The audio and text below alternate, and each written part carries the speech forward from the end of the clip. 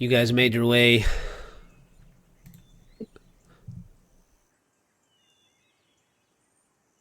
down into the Grand Cemetery ossuary,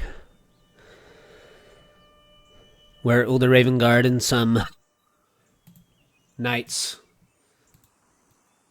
went off to retrieve an artifact that was housed there. The Helm of Torm's Sight. After fighting through some demons and undead in the Grand Cemetery, you have managed to retrieve Ulder Ravenguard and break him out of some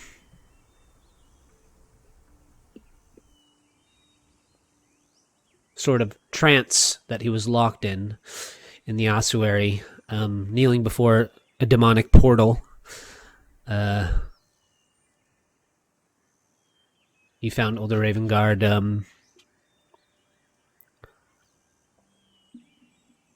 muttering, alternating between unintelligible, demonic, and celestial languages. Some demonic minotaurs emerge from the portal, and while engaged in combat with them, you close the portal and manage to get the helm off of Ulder, who is now unconscious and has sprouted a pair of angelic-looking wings. Some of the rest of you who came in contact with the demon Ichor that was sort of covering the chamber and resting atop the shallow pool in the ossuary have also had some interesting physical changes happen to you. Sylvie, your character, has grown a pair of soft, silky black bat wings. And Krayley, your fur has changed to a stark white color, and your eyes have become an icy blue, sort of an effect of the most prevalent thoughts in your mind when you came in contact with the Ichor. You've sort of adopted some of the physical qualities of your dead companion. You guys are still down. Well, we can just, if you want to, we can say that you guys have dragged Ulder Ravenguard out of the ossuary and back up into the cemetery chapel, where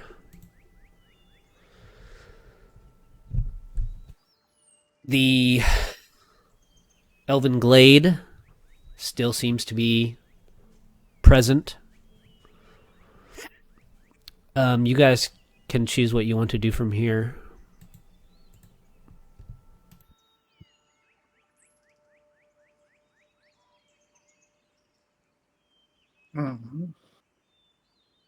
Unless there was anything in the ossuary that you wanted to resolve. Obviously, in general, most of the time, demons that you kill, like, I guess I could just get this out of the way, likely won't be really carrying any loot. But occasionally, that might not be true. If a demon does have some sort of object or item that seems important or relevant, I will make that clearly known to you. Otherwise, you can assume that any slain demon,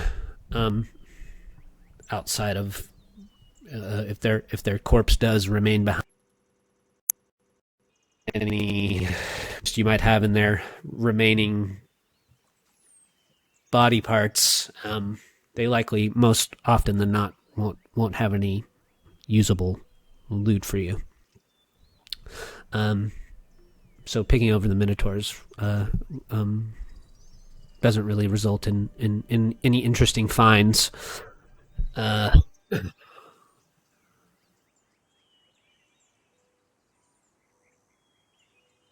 Other than that, once you guys get out of the ossuary and back up into the chapel grounds, into Smiler's Glade, you're welcome to choose if you want to rest and try and rouse Ulder here, or return back to the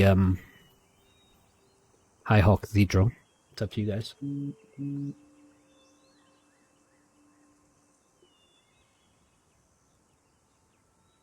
I don't know if you're muted, Mavathor. I can't hear you. Yeah, I can hear. Oh yeah, my mic was toggled. Yeah, Mavathor will try and rouse Ulder. Oftentimes, I can assist you. what's that? I can assist you if you want. Sure. I won't say no. How do you attempt to arouse Ulder? We'll start off by like lightly shaking him. Yeah. So oftentimes unconsciousness really is just resolved by a factor of time. But you could, I guess, make perhaps a medicine check, maybe. I will note also that I've added some, as promised. You should be able to control your spiritual weapon now. Mm-hmm. I'm not sure if you can test the shadow as well.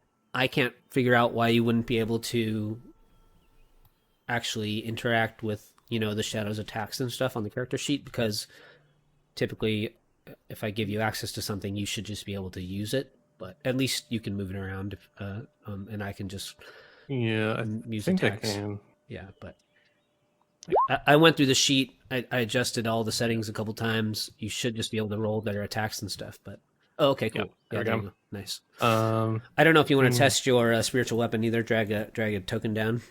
Yeah. Here. Nice. So yeah, if Krayley's giving him advantage, he'll do his medicine check. Yeah, I have 25? some water. You gently shake Ulder Ravenguard, and you can see his eyes are still kind of rapidly fluttering behind his eyelids, almost like he's dreaming.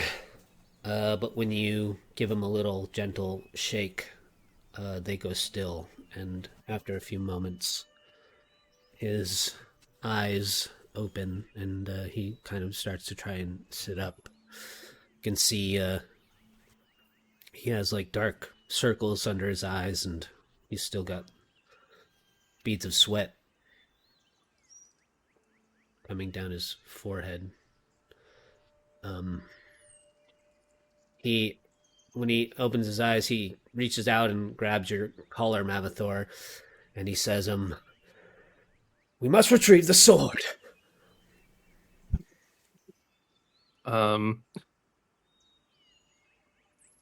Well, no, nothing. I just remembered something stupid, but he'll just kind of blink at him and say, "Can you be a little bit more specific?" Yeah, he blinks a couple more times, and he looks around at his surroundings, and he says, "Oh, I'm sorry. Don't apologize. Catch your breath. Where are we?" We're above the ossuary. I man over there, I'll point to Smiler. Convert this place to a glade of sorts. Pretty, ain't it? Ulder pushes himself up off the ground, and his wings kind of do a couple gentle flaps. He kind of reaches back and feels the feathers and says, "What happened to me?" At least you got feathers.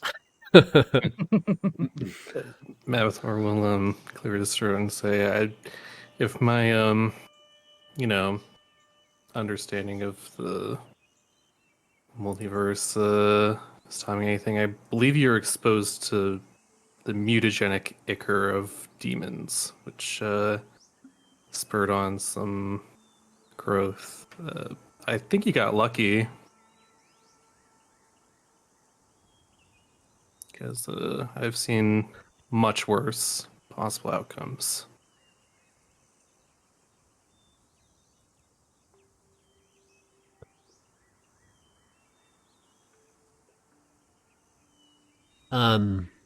Ulder looks around and he says, "Oh, yes, I'm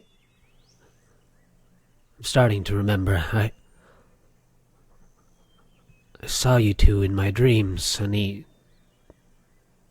kind of points over at you, Sylvie, and Crayley, and he says, "And I saw her as well," and he points at Lulu. And Zario? He nods his head. He says, "The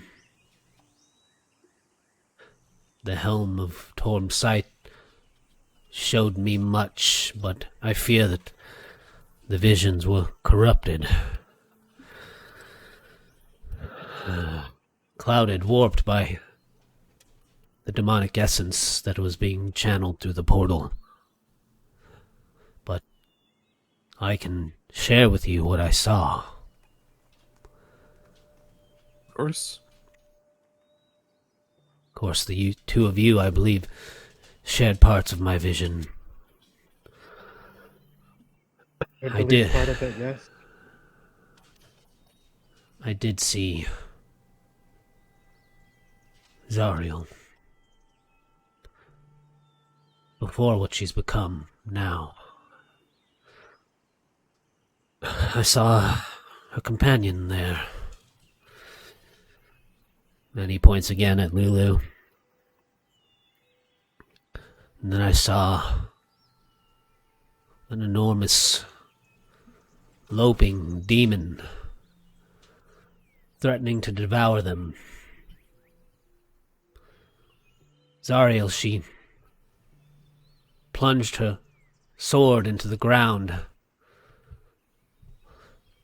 while the little elephant there made a trumpet sound with its trunk.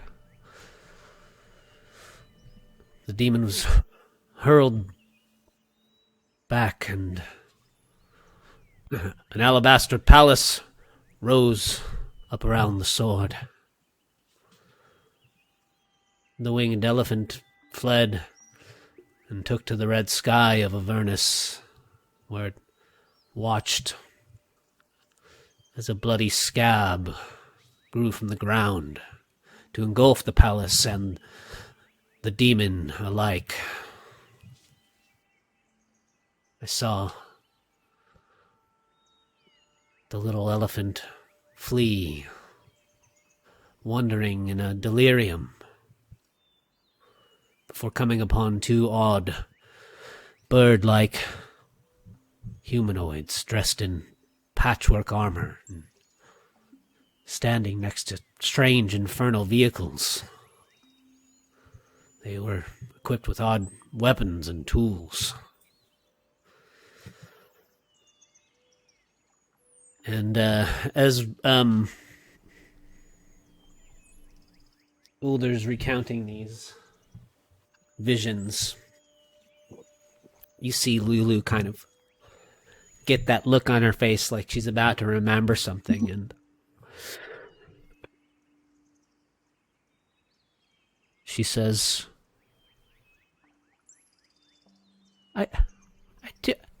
I do remember that. I helped one of the Hell Riders plant Zariel's sword in the ground and raise an impenetrable fortress around it.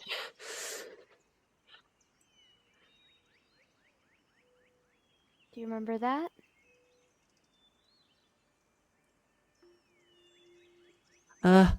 His name was Yale. Yale took the sword and plunged it into the rock. I called on every ounce of goodness in my heart to raise a shield around it, a fortress against evil. That's where we'll find Zariel's sword. Malthor thinks for a second and turns to Smiler and says, "You've been in Avernus for a while. Is this consistent with any landmarks that you know of?"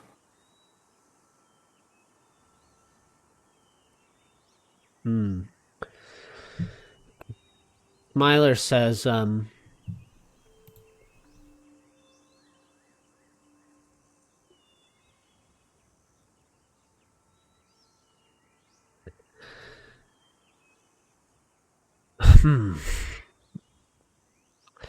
well, if you ask me, this whole place is a scab. But, it's hard to say, you know. Avernus was not always the blasted war-torn battlefield it is today. Long ago it was a plain of lush gardens and bucolic beauty created by Asmodeus to tempt mortals. The intrusion of the river Styx, followed by endless waves of slavering demons, destroyed this paradise, leaving layer upon layer of bones, ruins, and shattered war machines. Pieces of cities stolen from other planes. Tiny remnants of Avernus's lost beauty still scatter the landscape. Evidence of destroyed celestial armies and tombs of ancient travelers all dot the Avernian wasteland. It's impossible to explore them all, even if you've been here for as long as I have.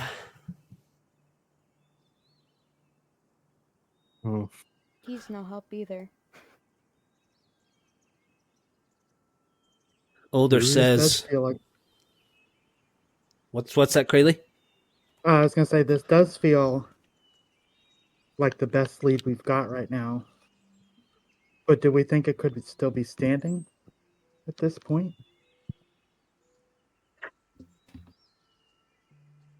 Lulu says, well,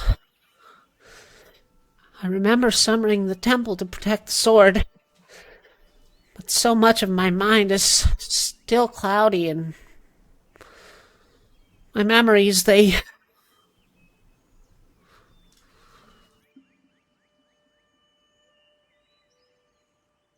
just hover there in the fog. I can't quite reach them. Maybe these birdmen can help. I remember them too. I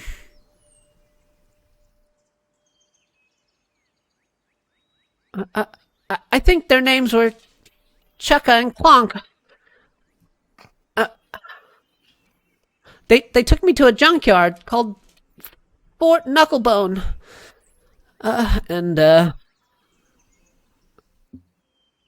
Lulu,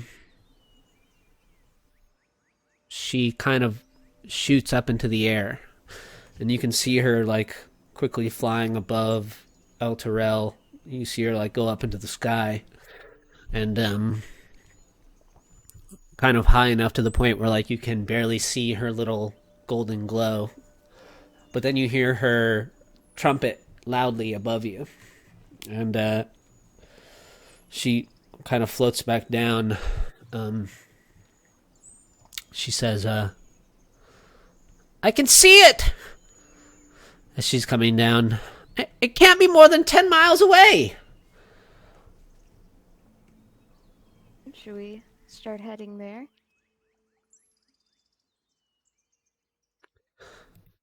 Ulder says,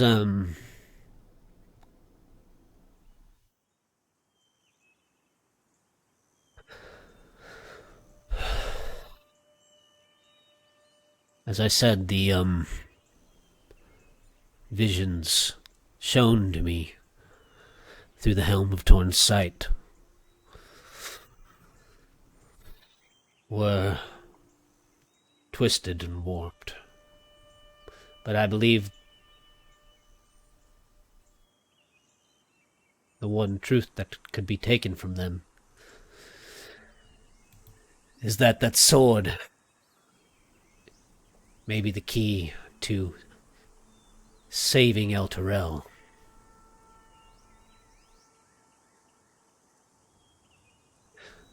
I believe these were visions from Torm, but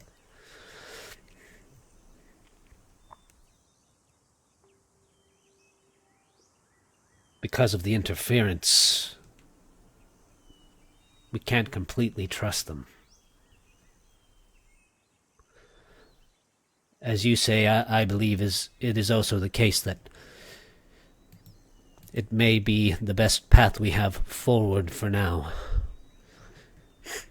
If we can find the sword, perhaps it's a key to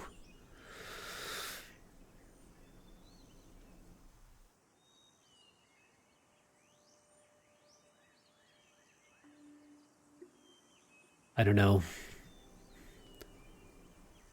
bringing some part of Zariel back to her. There must be some reason that she had it protected and hidden away.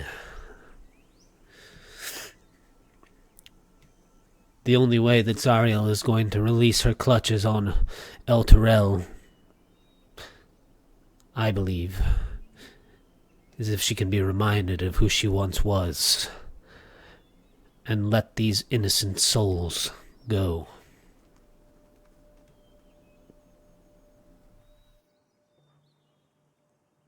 Worth a shot. We don't really have any other ideas right now.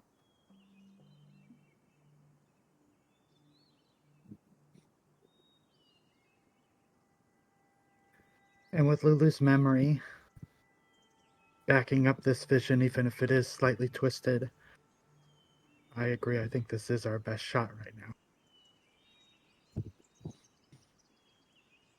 Ulder says, have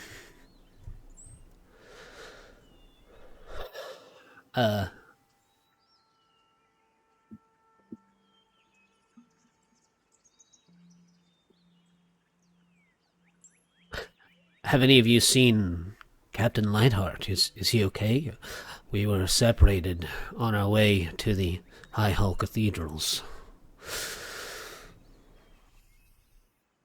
Thorn just kind of, closes his eyes for a second and says, the late Captain Thorn Lightheart was, murdered by the one you know as Dolos, who is now deceased.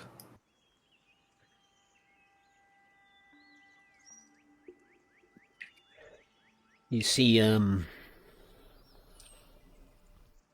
if his face doesn't betray any emotion, you see Ulder Ravenguard's wings kind of droop behind him.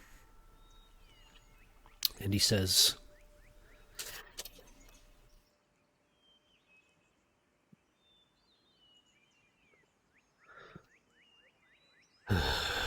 well,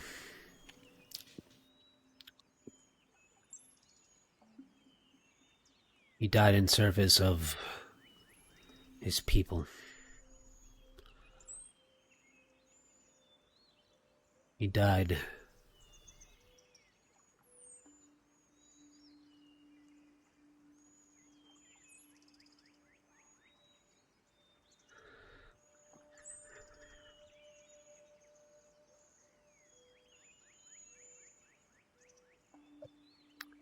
living through his purpose.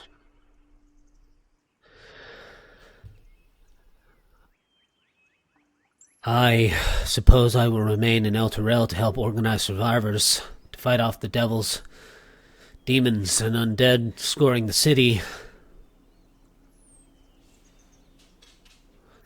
Can I leave it up to you to help Lulu find the Sword of Zariel?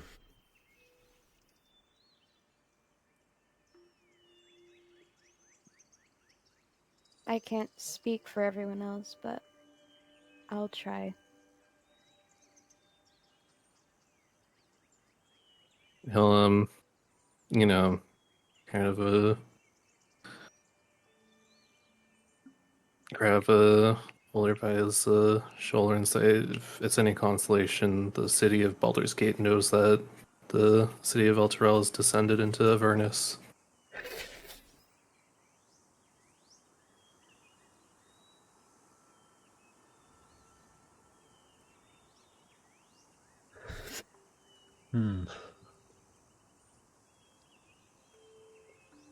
What did you use to contact the Yara Porter? Ascending? Yeah, sending spell.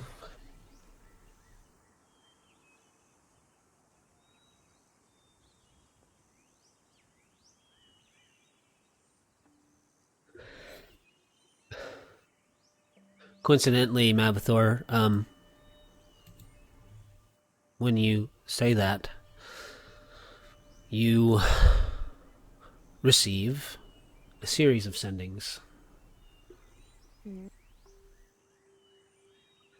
But they are not from Liara Porter. They are from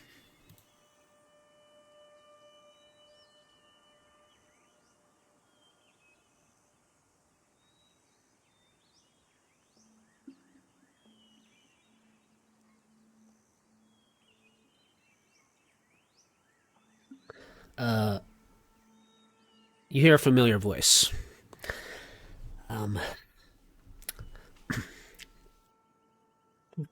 Forgive my intrusion.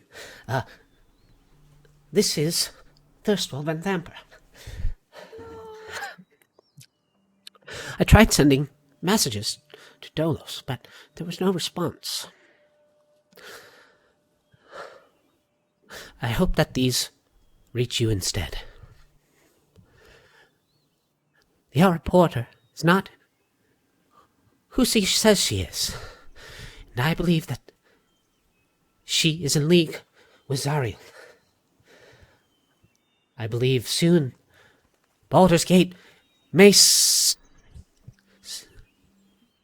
succumb to the same fate as Elturel.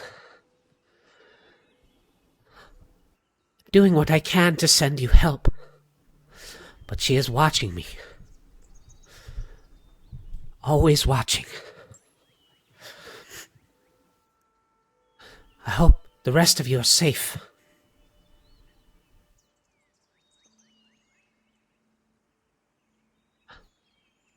I will continue to work diligently when I can to send you help. But for now, I'm afraid you're on your own.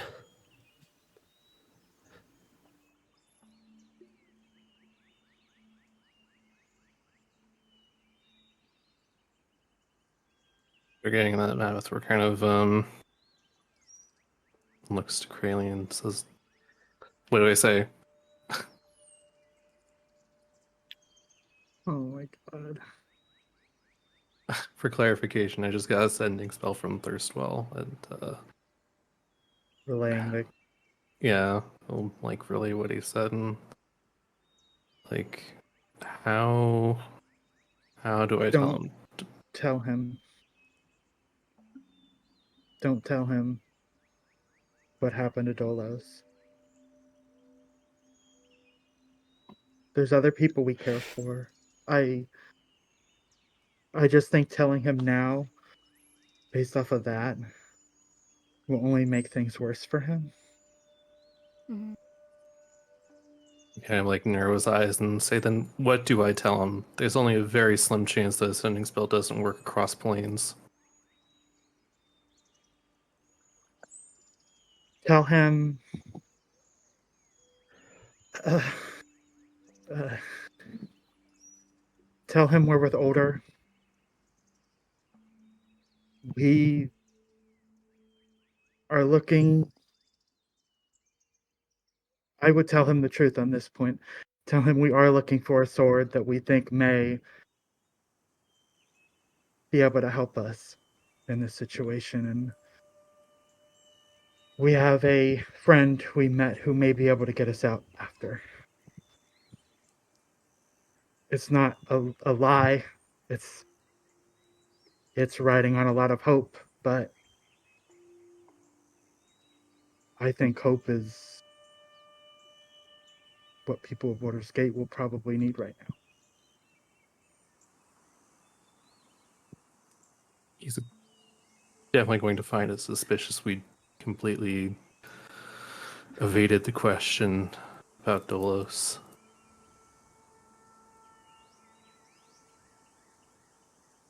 I don't think he asked a question about Dolos. Well, he implied concern about Dolos. Yes. I think what you pick up, Mavathor, from the message is that you could tell in Thirstwell's tone that because he couldn't contact Dolos, Thirstwell probably already assumes his fate. Oh no. Nevertheless, he's still trying to do the duties that he promised he would do for you all before he left, which was serve Baldur's Gate more faithfully than his family could or did.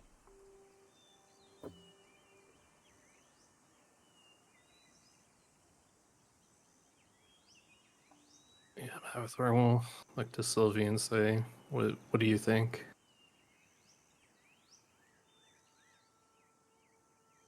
I don't know. You should definitely tell him what's going on down here.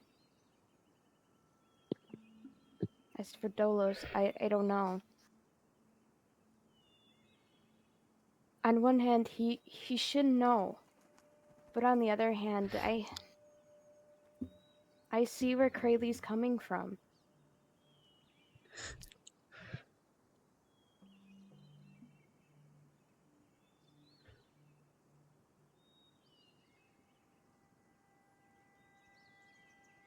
Maybe we're looking at this the wrong way. Maybe the news of Dolos will only serve as ammunition for him to be more zealous in getting us out of here. Since when Maybe. did you become positive? Since I realized there was a way out of this situation, Okay, that's fair enough. Yeah. You might be onto something, actually. And if the truth comes out, Mavathor, I will tell Thirstwell myself that I was the one pushing to keep it from him.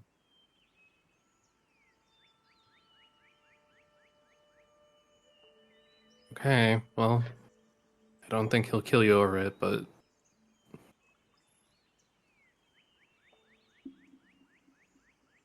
he'll start to send a message back saying yes, we're alive. We're currently with Ulder Ravenguard.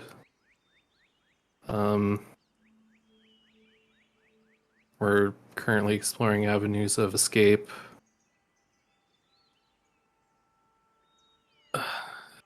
Dolos, unfortunately, perished less than an hour ago.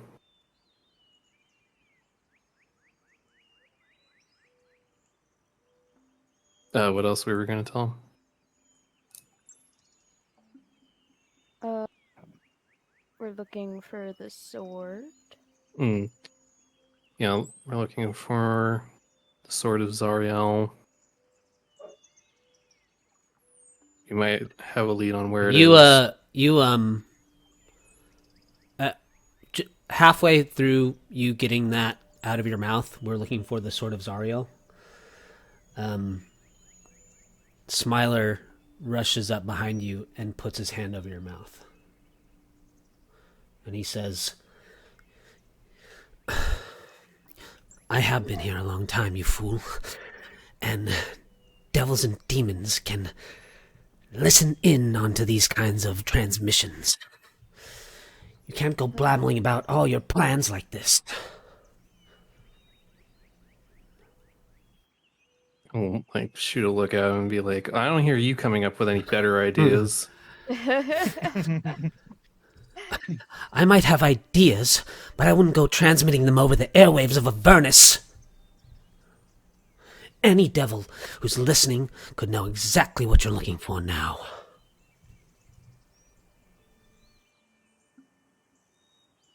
He'll kind of look around like, any devils around here I should know about? No? Great. He lets you go and he says, "Don't say I didn't warn you." And he lets you go back to finishing your sending. He'll think for a moment and then get a little bit of a wry smile and continues his message. Yes, we're looking for this artifact which may or may not be buried in the river Styx. We're not sure. Well, scuba diving.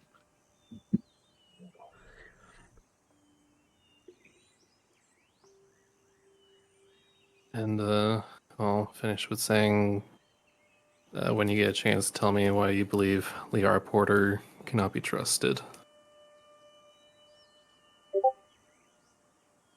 And I'll finish.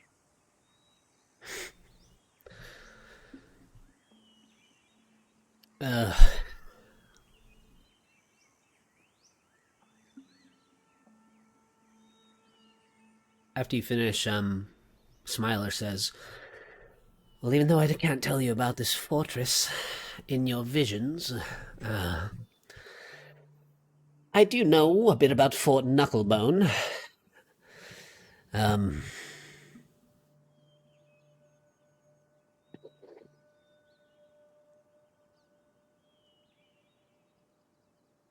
Fort Knucklebone provides shelter to a gang of wasteland marauders called the Knucklebones. It serves as a garage of sorts where they build and repair infernal war machines.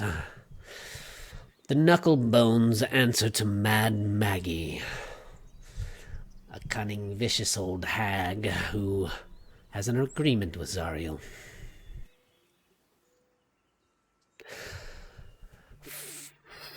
The Archduke of Avernus leaves Fort Knucklebone alone, as long as Mad Maggie keeps the other warlords in the area in check."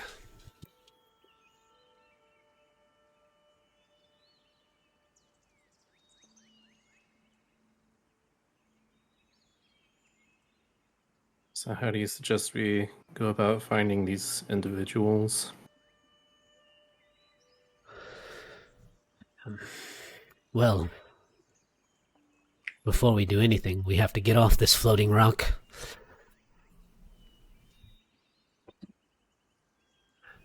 Man, you do have a point on that one. It shouldn't be terribly hard now that half of you have wings. I just want to point out one thing to you. I don't know how to use these.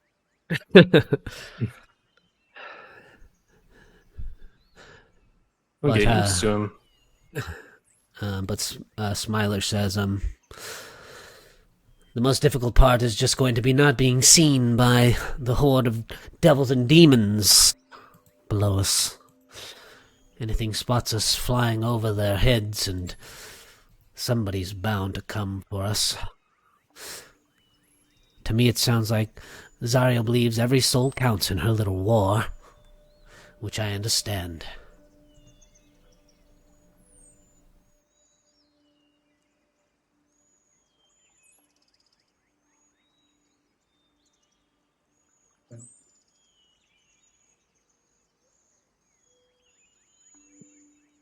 Do you Older, have, we did.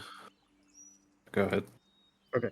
Older, we did forget to mention there are a group of survivors we were able to try to protect further back the way we came. They could use help.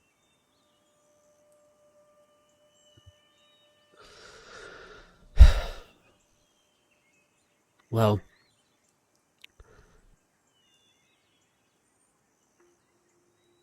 recovering the Helm of Torm site was imperative, but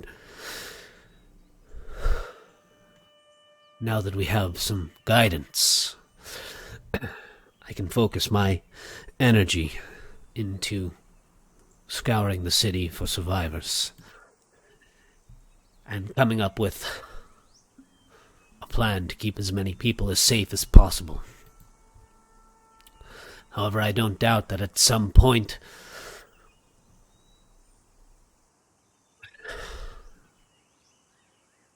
when Zariel decides she needs more fodder for her army, she will turn her attention up to the city.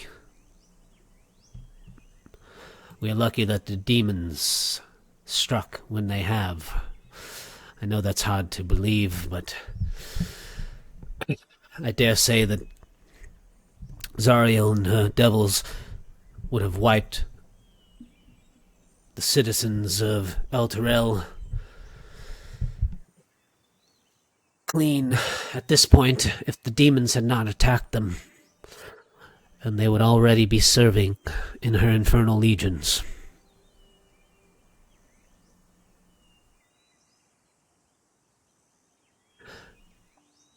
But we need to be realistic. There is going to be more loss that comes our way.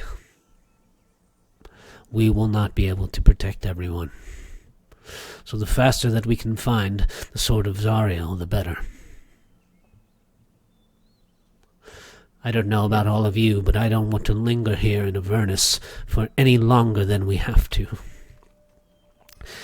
And with each moment that passes, I suspect that our chances of survival diminish.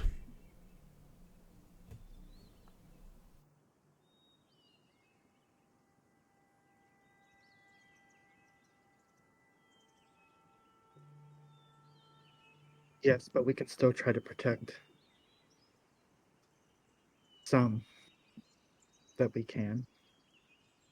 Buy what time we can for them.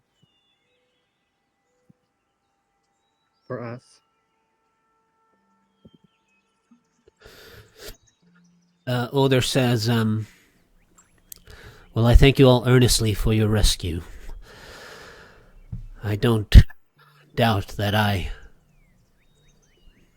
didn't have much time left there. And, I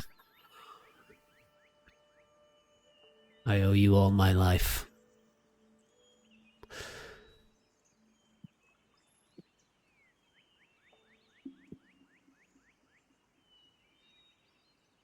I will do what I can now for the people that have survived our fall here into Avernus. I hope you all can do the same for them and work diligently to locate the sword. If anything, I believe the one truth of the vision is that it is the key to our salvation.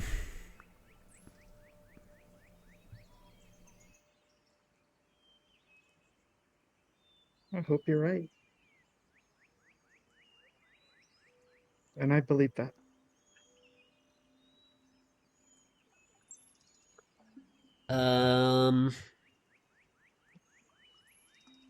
Sorry, Xander, I did not realize that you had joined us.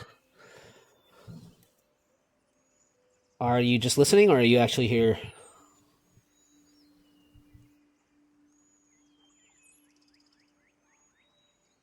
Maybe just listening. What? Are you here? Yeah, I've Okay, been here. I didn't hear you join the. I didn't hear you join the Discord. My bad. I've been here. I didn't want to interrupt. It was so good.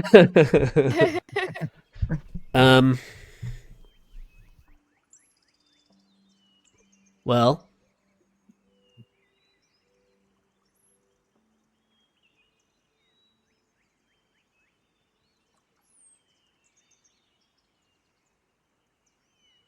Lep, you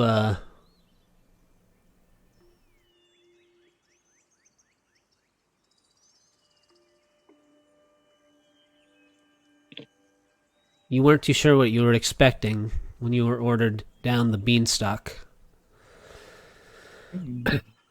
But, as you descend it from the Feywild, you know,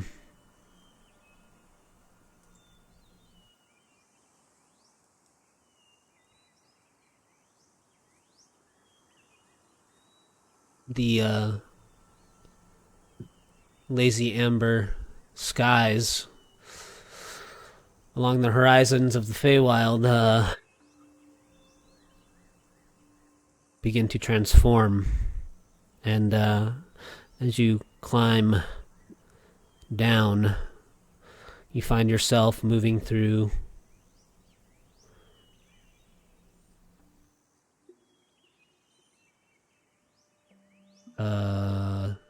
thick bundles of hideous clouds.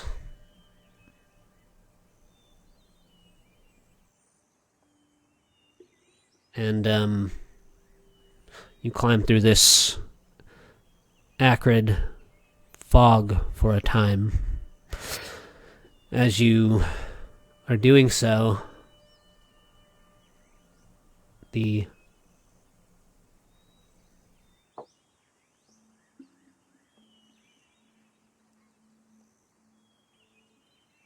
ambient light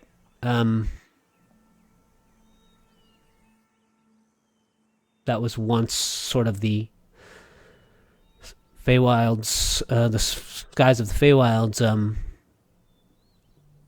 swell up from just below the horizon as you come through the cloud line. And it's as though the horizon looks like it is almost lit by like 9 setting suns now. Yet there are no actual celestial bodies that fill the sky. No sun, no moon, no stars.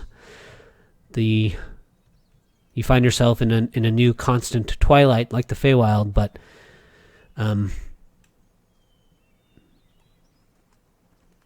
it is a much different scene. From this height on the beanstalk, you can see occasional meteor streaks. Actually, as you just pass through the clouds, heated ball of molten rock flies past you, just narrowly missing the beanstalk before it crashes into the ground below. And you find yourself in an atmosphere that reeks of brimstone and burning tar. Hot gusts of wind shriek across you. And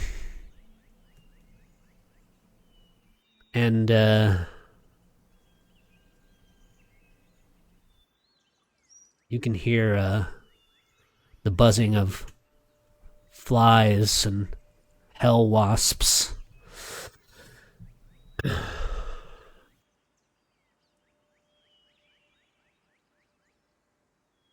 Oh no. This. Twig, we gotta get out of here. We gotta get in here, then we gotta get out of here. This is bad. Your companion says, I agree with you wholeheartedly, Dolos. It would be quite wise of us to turn around immediately. This is above our pay grade. Those gifts given to you by the Autumn Courts were not enough to risk our lives in this way. Yeah, but I mean, it could be fun.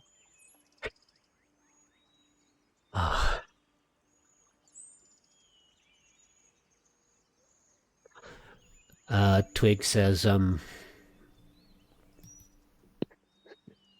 didn't realize that your definition of fun, Lep, could change so quickly. I don't believe that any fun is to be had here below us. I mean, in a new place that calls for new things, new definitions, whatever those words are.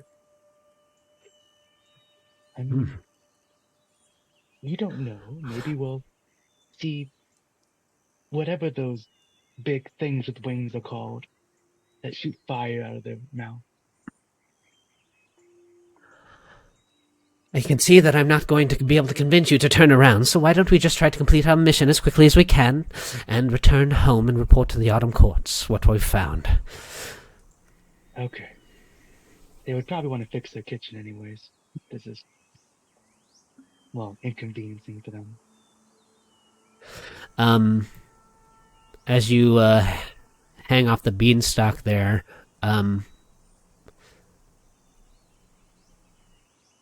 you kind of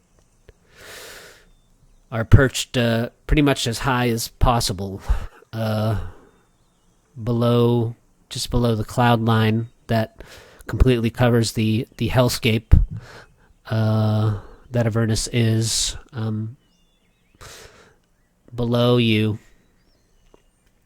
you can see a hunk of rock, a flat landscape dotted with buildings that are burning and in a city in disarray. Above it, a massive black orb crackles with blue lightning, and below that, a winding, dark river that splits across the landscape.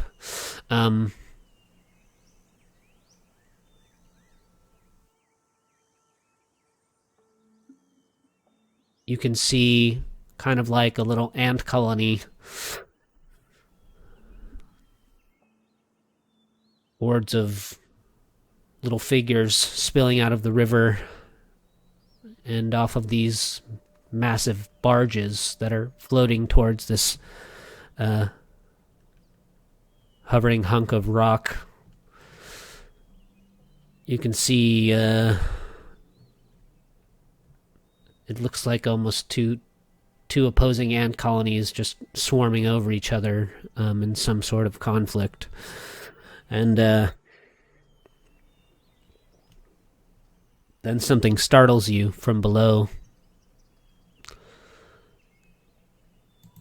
And you see something climbing the beanstalk up towards you.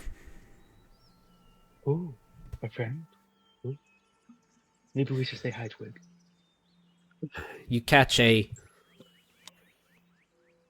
quick glimpse of them, and you see their eyes go wide as they meet yours, and then they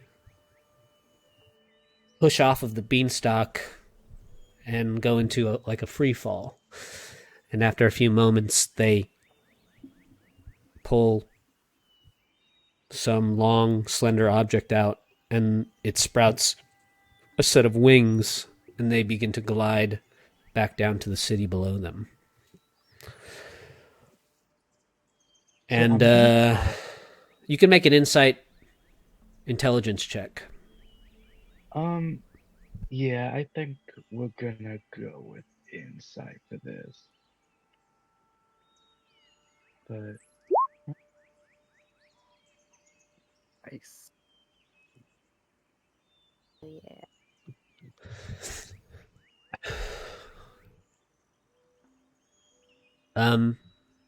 This person you spotted on the beanstalk is somebody that you have not seen in a very long time. They were the first friend you ever made upon entering into your service for the Autumn Courts of the Feywild. They kind of showed you the ropes as a new recruit in your appointment to the courts, and your memory of them has grown kind of foggy because it's been so long, and because of the way of the nature of the Feywild works and some of your history. But you have this insight, a flash of memory that comes out from some place that's long sort of faded away, and you recognize Phylaxis, one of your first first true friends upon joining the Autumn Courts. But Look, it flaxes. part of the reason why it's you didn't really kind of recognize them immediately is because they've changed in a lot of ways in the time since you've seen them last. And they're once sort of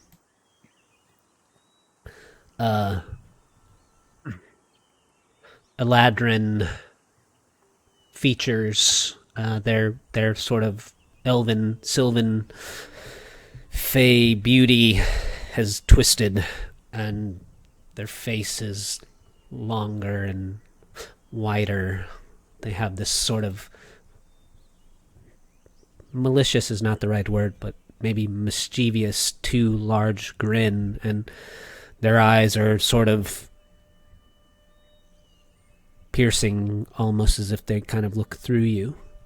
Their hair, which was once sort of this elegant, sort of mossy green tangle, has kind of twisted and transformed into these gnarled, bent roots. And you aren't quite certain why. You can't really tell if they recognized you as well, but also you're not certain why they just sort of instantly fled at coming into contact with you. As you see them sort of glide back down to the city below, the beanstalk, you and Twig are sort of left there near the top of Avernus before you head back up into the clouds, and you are well, what would you like to do? You have been, of course, as you know, ordered by the Autumn Courts to investigate the origins of this beanstalk, of which, since its arrival in the Autumn Courts in the Feywild, have had demons emerging up and out from it. And this is your first big task assigned to you by the Autumn Court. Yes. Well, maybe not your first big task, but your first dangerous one that's taken you outside of the Feywild. Yeah. I think Lep is trying to reason with himself and ultimately comes to yeah, we need to head down there. I mean, investigating means if you see someone you don't know, maybe they're responsible for the beanstalk. I mean, also, we gotta find him, Twig. We gotta. I have a hug for him that's 70 years overdue.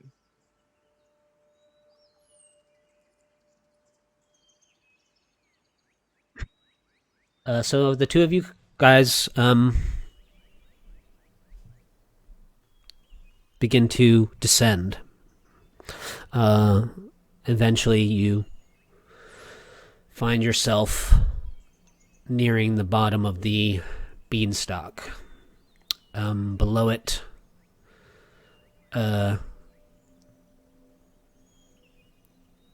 actually, let's just take a little. Let's do our 5-minute session break here because I'm getting a call that I actually have to answer. So let's take a little pause, and I'll BRB. Okay.